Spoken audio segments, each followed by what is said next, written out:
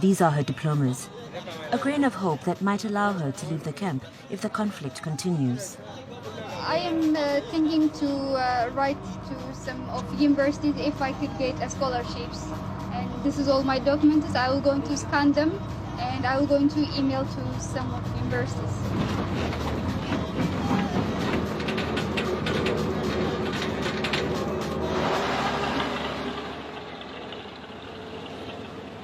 It takes them 8 hours to drive to this desert plain.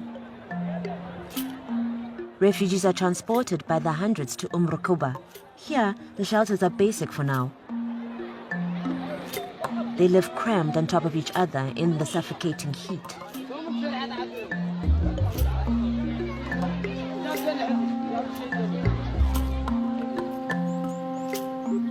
A few hundred meters away, Ayeris, her brother, and their uncle find some shade under a water tank. Did you bring water? There was none. Ayeris cooks shiro, a traditional Ethiopian dish bought from other refugees. They didn't give us plates to serve the food. We just have to use the pan. Good idea. They expected more help from the UN and the Sudanese government.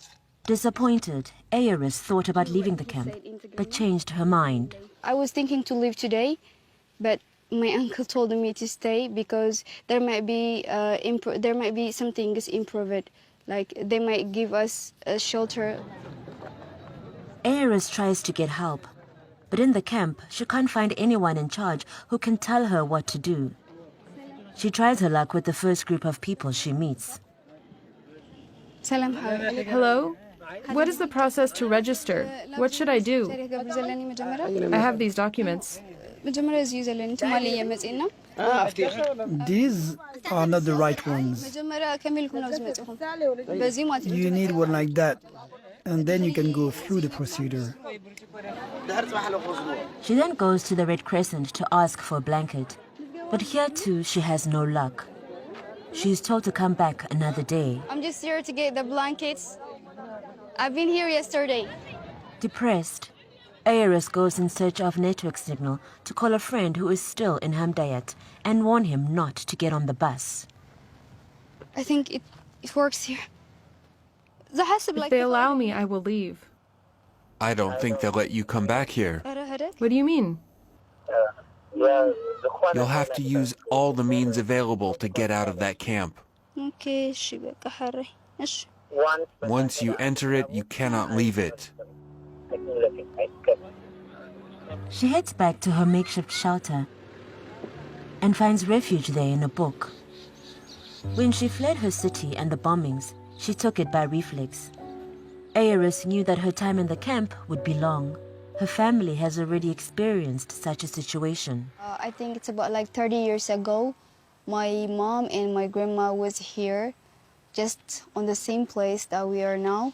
And because they came here, because there were a war between Ethiopia and Eritrea, and the Eritrean president says, or he was just attacking Humera, and they were just afraid, and they just came here as a refugee, just like me. It is impossible to know if she will resume her studies one day or even see her mother. They were separated during the fighting. She has been a refugee in Sudan for 7 days and is already in despair. A few days later, she sets off again in search of shelter. And again, she is turned away. I've been here yesterday, and they told me that I have to come back at 10 p.m., but they didn't give me still now, so I'm really pissed off because this is too really sunny, and I'm just coming back again and again. I'm really pissed off about this thing.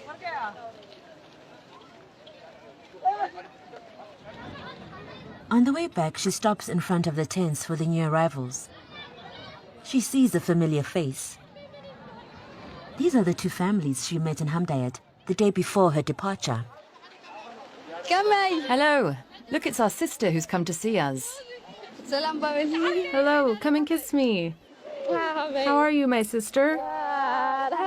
And you, my father. They too expected to have sufficient shelter, food, and water. But it's not the case. The joy of being saved from war has faded. This place is not well run. The services are bad. Half the people get something, and the other half get nothing at all. They don't follow the rules. Eris accompanies Atsede to ask for shelter. Once again, the young woman leaves empty-handed. She now has only two hopes: to be invited abroad by a university, or that the war stops, so she can return to Ethiopia.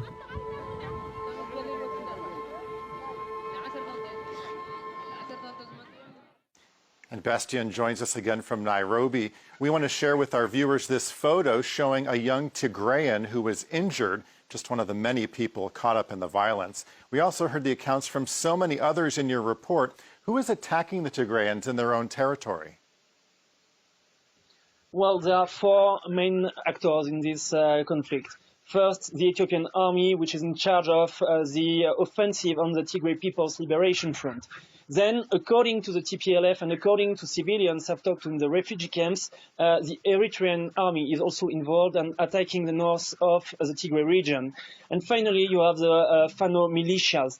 They are composed of Amhara civilians coming from the neighboring region of Tigray, and they are following the Ethiopian army. And according to the refugees, they are the one making most of the atrocities, most of the killings on civilians. But it's important to say that not only Tigrayans are attacked by militias. I've talked to a lot of Amhara refugees living in the refugee camps, and they also say that young Tigrayan groups are also attacking Amharas with rock, with knife, with machetes, trying to kill them. So it's important to note that both sides, on both sides, civilians are under attack in this conflict. And as we have seen in your report, the conditions the refugees are facing are really quite desperate. What difficulties have the UN and the Sudanese authorities had in providing assistance? Well, on the Sudanese side, it's very difficult for them to bring help to these refugees because there is a big economic crisis in Sudan. The exchange rate of the Sudanese pound is decreasing every day. The inflation is increasing every day. It's already difficult for the Sudanese government to help its own people, so helping refugees is even more difficult for them. On the UN side, the UN High Commissioner for Refugees visited the camps and said that they need $150 million to help these refugees who are in dire need of help. Well, it's been a week since you returned from the area. Do you have any updates on the people you met there since filing this report?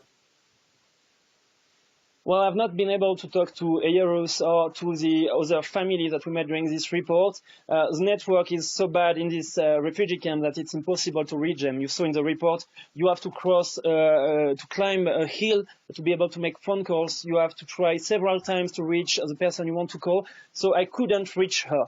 What I can tell you is that according to the UN, more food and more blankets have been brought to this place, and that's what she was looking for the most. It was the most important for her. What I know is that she couldn't go back to Ethiopia yet, since the fighting are still ongoing in Tigray region, and it's still very difficult for the refugees to go back in Ethiopia. Okay, Bastien Renouy in Nairobi, Kenya, thank you so much for your reporting. And that brings us to the end of this edition of Reporters, but do stay tuned for more world news here on France 24.